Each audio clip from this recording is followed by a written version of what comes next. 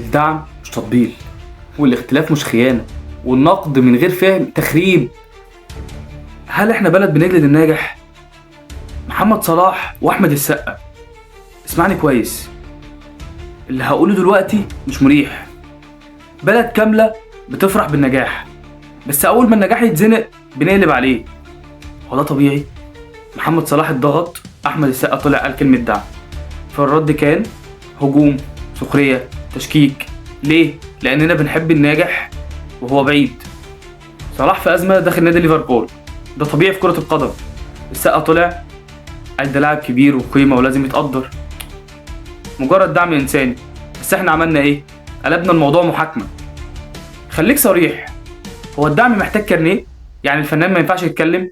طب لما اللاعب يمثل بلد يبقى مش شأن البلد؟ الغريب اننا بنطالب العالم يحترمنا واحنا اول ناس ما بنحترمش بعض. اللي انا عايز اقوله لكم بكل بساطة، المشكلة مش في السقا، المشكلة في عقل شايف اي ناجح تهديد. النجاح عندنا لازم يكون من غير صوت، من غير دعم، من غير ظهر، واول ما حد يسنده نقول له اسكت. انا عايزك تسأل نفسك كده سؤال، لو صلاح وقع كنا هنقول ايه؟ شد حيلك ولا يبقى الوضع كما هو عليه؟ طب لما السقا سكت كنا هنقول ايه؟ فين الفنانين؟ تناقض؟ لا، ده عقل بيحب اللوم اكتر من الحل. الدعم مش تطبيل، والاختلاف مش خيانة، والنقد من غير فهم تخريب. احمد السقا ما قالش صلاح فوق النقد، قال بس ده واحد مننا يستاهل سند، ودي اقل حاجة اي مجتمع سليم عنده وعي هيفهمها. لو انت ضد الظلم اسند، لو شايف موهبة احميها، لو مختلف اتكلم باحترام، لكن لو كل اللي بتعمله جلد وتشكيك يبقى المشكلة مش في اللي قدامك.